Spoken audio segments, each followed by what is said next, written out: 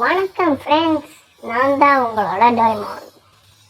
இன்னைக்கு இந்த வீடியோவில் இன்னைக்கு வந்துச்சு நம்ம கிட்ட இருக்கிற பழைய 5 வாட் 4 ஆம்ப் ஸ்பீக்கரை வச்சு எப்படி ஒரு எக்ஸ்டர்னல் ஸ்பீக்கர் செய்யறதுன்னு தான் பார்க்க போகிறோம். இதுக்கு நம்மளுக்கு தேவையானது ஆக்ஸ்பின், அப்புறம் ஒயர்ஸ், அவ்வளோதான். அப்புறம் என்னெல்லாம் தேவைங்கிறத நான் வீடியோலேயே சொல்கிறேன். IR FZ44N மாஸ்ஃபெட் ஒன்று, 10K ரெசிஸ்டர் ஒன்று, 100F கெப்பாசிட்டர் ஒன்று. இந்த 3 இருந்தால் போதும், நம்மளோட எக்ஸ்டர்னல் ஸ்பீக்கர் தயார். இது ஒன்றுமே இல்லாமல் செய்யணும்னா ஆம்பிளிஃபையருக்கு அந்த ஸ்பீக்கரை கனெக்ட் பண்ணிக்கலாம். இது உங்களுக்கே தெரியும். ஓகே, வளவலன்னு பேசாமல் வீடியோக்குள்ள போகலாம். ஸ்பீக்கரை காட்டணுமா?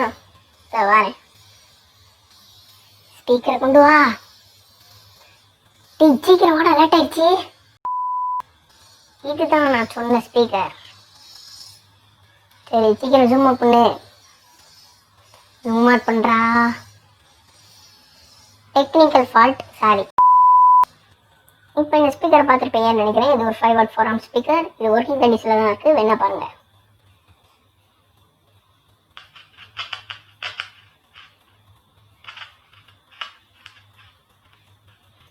ஸோ ஃப்ரெண்ட்ஸ், நீங்களே பார்த்துருக்கலாம். இந்த ஸ்பீக்கரை நம்ம எக்ஸ்டர்னல் ஸ்பீக்கராக ஆக்க போகிறோம். சரி, தேவையில்லாமல் கதை அடிக்காமல் வீடியோக்குள்ள போகலாம் வாங்க.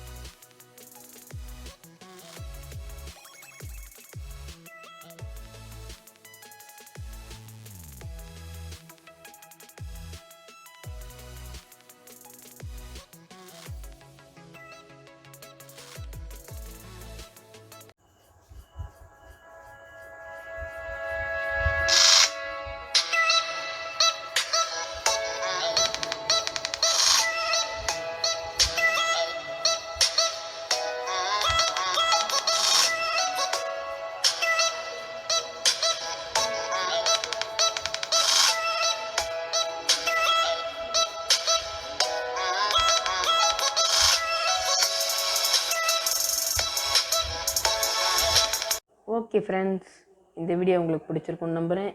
இதே மாதிரி வீடியோ வேணும்னா கமெண்ட்டில் கேளுங்க, நான் போடுறதுக்கு தயார். இப்போதைக்கு நான் டோரிமான் வரேன்.